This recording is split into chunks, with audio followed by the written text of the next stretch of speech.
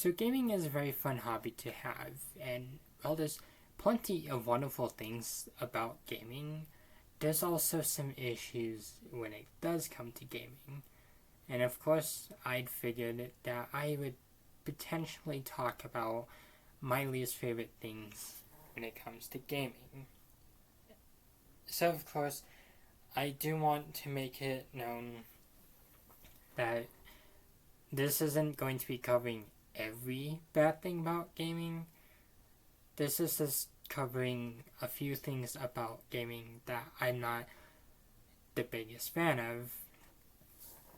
So, obviously, let's get into the video, and I will be discussing my top 5 issues in regards to gaming. So, of course, at my number 5 pick, if I can even find a journal, is of course multiplayer and story heavy games. So yeah, this is a bit of a pet peeve. This isn't really like saying that like this is not really saying that multiplayer and single player games cannot work. This is just kind of me saying that this kind of can get annoying when multiplayer modes are kind of forced in to single player games like Mass Effect 3 or Grand Theft Auto 4, or to an extent Red Dead Redemption. It just generally feels kind of a why is this here? I don't know if people really remember these games having it or if they ever really bothered playing them back in the day. But of course, I don't know. That's just my opinion. It's not much of an issue, but it's definitely just something that I've kind of never really understood when it came to gaming. And of course, at number 4, we of course have digital only games. This is kind of annoyance because, well, some people are physical collectors, and it kind of sucks that it generally kind of does suck when you want to get a game but it's digital only. Now, this isn't gonna be. This is not going to really go into the whole digital versus physical stuff. I prefer both. You know, both are good. I do like physical a lot more though. But digital games aren't bad. I think the issue with them does come from the fact that when it's digital only, like stuff like Persona 3 Portable, Persona 4 Golden, and of course Call of Duty Modern Warfare 2 Campaign Remastered were all digital games. At least the re-releases were. Now they did have physical versions before, like Persona 3 Portable and P4 Golden were on the PSP and Vita, and another fact did have a physical release. Then of course you had Modern Warfare 2, which had physical releases on the Xbox, DS, and of course PlayStation. So it kind of does suck when these games, it kind of sucks when these games don't see a physical release if they get released again or ported. And it's unfortunately also been a thing with other games, like the recent Oblivion remaster, Avowed, and of course Gears of War Reloaded. Sure, that one got a PS5 release, and Avowed technically does have a physical release that's in a box, but it's still kind of annoying. And overall, yeah, I just feel like it could have been a bit better, to be honest. And now, I know for some games, it's definitely a bit more reasonable, that some games might be digital only because, well, they might be too obscure to really have a physical release. Like Aoni, another game I recently reviewed on my main channel and talked about on this one, or, or few other games like I mean, I'd say White Day, but I think that one probably might have a physical release. And of course, my number 3 pick, we of course have Day 1 DLC. This is kind of annoying because, well, yeah, this kind of sucks. You buy that new game only to find out that it has Day 1 DLC. And there's no company that's as infamous for doing this other than Atlus. Atlus, the creators of, well, the developers and I guess creators of the Persona series and of course Megane Tensei series, are obsessed with doing DLC Day 1. Which kind of gets annoying because, well, I mean, you just want the full game experience, but no, it's like nothing too bad, but it's still kind of annoying being able to not access the full game when you really should be able to. And I know it's just costumes and like other personas and music, but at the same time, yeah, it's a bit annoying. And Atlus has done this quite a lot. Plenty of the games have had Day 1 DLC. Like Persona 5 had that. Persona 5 Royal had that. At least on PS4. When it got ported over to other consoles, the DLC was in it. And Persona 5 Strikers didn't have too much DLC, but Persona 5 Tactica kind of did. And Persona 3 Reload had that. SMT 5 had that. Vengeance had that. Soul Hackers has that. And it's just kind of annoying. I mean, you just want the full game experience, but you don't have the full game experience because they released DLC alongside that. And it's the exact same thing with like Call of Duty. Call of Duty has the Vault editions now. They had the Hardened editions before. So it's just exactly the exact same thing over and over. And other developers do this too. In fact, Sonic Racing Crossroads, got into controversy, because it was revealed that there was going to be DLC for the game. And yeah. Of course, going back to digital only games, I definitely want to give Nintendo some flack for that because you've had games like Final Fantasy X and X-2, Resident Evil 1 and 0, Resident Evil Revelations 1 and 2, and of course Mortal Kombat, and of course Assassin's Creed The Rebel Collection, where one game is on a cartridge but the other is on a digital code. Yeah, and that kind of sucks. And I just feel like maybe these games shouldn't be on the system if they cannot fit it all into one cartridge. Or of course, I don't know. Nintendo is kind of confusing sometimes. Then of course, at number 2, we of course have massive games. This is kind of annoying. You get a game.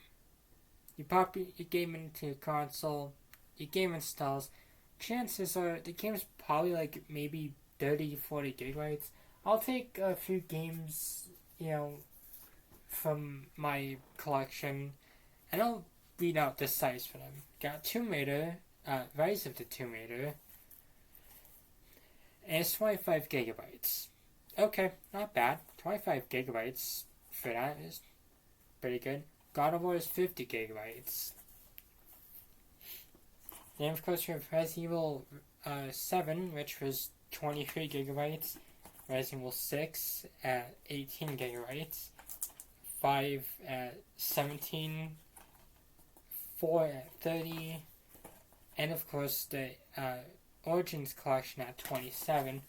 And then of course we have stuff like, let's say, well, if I can even find it, which I don't even know if I can. I was gonna say something else, but if I can't find the case, I just honestly feel like an asshole about talking about that. You have stuff like Call of Duty Black Ops 6, which is 145 gigabytes. you know? And then we have stuff like Red Dead Redemption 2, which was about 110 gigabytes. Final Fantasy VII Rebirth, which is 140 gigabytes. What the heck? That's what I'm asking myself. Why are games getting so big? Yeah, that's kind of an issue. That's an issue with modern gaming, is that sometimes the games just get really huge. Now, this isn't all PS5 games. This isn't just PS4. This has kind of been an issue with times before. I mean, you had stuff like Final Fantasy VII, where it had multiple discs. Or Resident Evil 2, where, it was a bit big for the console. Or 360, where Wolfenstein, I think that one was the New Order. Yeah, where you had that one, and it's 4 discs on Xbox 60. Yeah, on Xbox 360, my bad. So it's kind of annoying that you think about it, and it's just like, well, this game is huge. Why is it on this console? Sometimes it's just that the developers really just flat out don't care. They're just gonna put the game on console anyways, whether or not it runs well. Other times it just feels like they just don't really care about game compression, which is kind of annoying because consoles only have so much limited space, and space, buying space for consoles is kind of expensive. Like, a 4 terabyte SSD for PS4 is $300 something. That was half the console. I mean, nowadays the console is like $1,000 because Sony's greedy as heck. We're gonna say something a lot worse, but yeah, we're just gonna leave it there. But yeah, game storage is kind of annoying, and it kind of sucks when stuff like Call of Duty, Grand Theft Auto, Final Fantasy, or even Mortal Kombat of all things, over 100 gigabytes. And it sucks even more that some of these are live service games, so it'll be continuously updated, like Call of Duty. Yeah. Suddenly 4 terabytes isn't 4 terabytes anymore and feels like 100 gigabytes. Yeah. And unfortunately, the issue's probably just going to get a lot worse. Then, of course, at my number 1 pick, we of course have re-releasing games on new consoles. Now, I want to kind of give some leeway for this one. Originally, it was going to be really releasing old games on new consoles, but I think I want to take more of a look at this, and I want to have it under the category of they release. I want to kind of have it in the category of they release older games on new consoles without any additions. But I still do want to criticize that too. Now, I do get the argument that, like, it makes sense for older games to be re-released on consoles, and I get that. I mean, take a look at Gears of War. That recently got released on PlayStation 5 and Series X. That's not a bad idea. You take Classic and you make it available for modern consoles. The issue does come when they release it every generation. Now, Gears of War, it's kind of a perfect example because this was on Xbox One. Sure, it was on PS4, but it's on Xbox One. So why is it on Series X? It's just, I don't know, this doesn't make sense. Then you have stuff like, Grand Theft Auto 5, which has been released on numerous consoles. I mean, this was on Xbox 360 of all places. And of course, now it's on Xbox One, now it's on Xbox Series X. And it's the same from PlayStation 5. You had The Last of Us, released in 2013, got remastered in 2014, got remade in like 2021. And of course, it's kind of the exact same thing with stuff like Last of Us 2, or other games that came out that I'm now misremembering. I know Horizon. Now, this seems to be more of an issue with Sony's end, with them constantly remastering old games, especially PS4 titles. You know,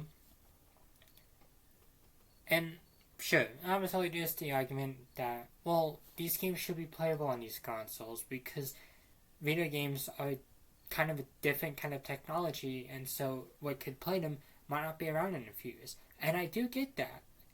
I just feel like maybe at a cut cost, I mean, Grand Theft Auto 5 should not be being released for $40 on a PS5. Gears of War should not be $60 on a PS5.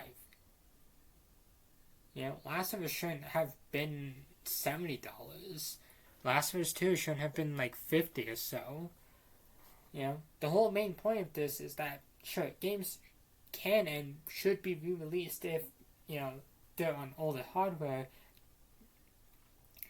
But at the same time, I just feel like these should be... I feel like they shouldn't be being released all the time. Don't get me wrong, I do like remasters. I love Mass Effect. I love that trilogy. And I'm glad that it got re-released on PlayStation 4. And I'm kind of glad that, you know, Resident Evil 7 got a PS5 version. That's pretty cool. I'm glad that 2 got a PS5 version. But at the same time, I also feel that maybe these games should have been released at a cut cost. You know, or maybe there should have been new content added. Now, sure, if they add stuff, I can't really complain. Like, take a look at Gears of War Ultimate Edition. That added a few new campaign missions that weren't in the original.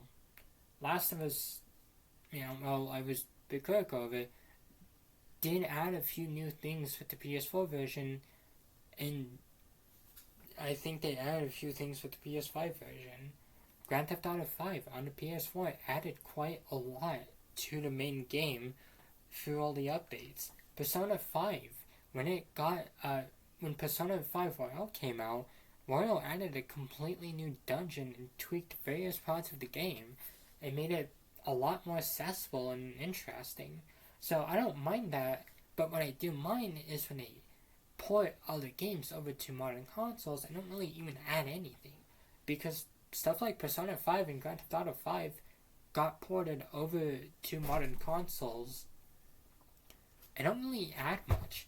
Sure, online did add quite a bit, but if you're just focusing on the single player story for Grand Theft Auto 5, it just kind of sucks that they really didn't really add anything. Yeah, same thing with Persona 5. Now, of course, before I dig out, this is not an attack on anyone in the gaming community. This is not an attack on any developers. This is not an attack on anything. This is just simply some pet peeves I have about gaming. Now, some of these games that I've talked about, I have. I have Grand Theft Auto on the PS5. I have Persona 5. I have every Call of Duty, excluding COD 1. I have The Last of Us remake, along with the PS5 version. And I have a lot of cross-gen games.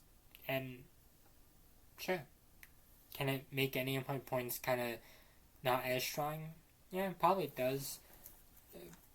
But, you know, nothing in this video is really meant to tell anyone that they can't do anything or that they can't partake in these parts of gaming. This is just meant to really talk about, you know, some pet peeves I have about gaming. And of course, I will hopefully try to do a more positive video. And of course, I will try to look for more pet peeves I have about gaming. But of course, as usual, thank you all for watching. Thank you so much for the continued support of both these channels. It means a lot to me. And of course, I hope all of you have a wonderful night and stay safe.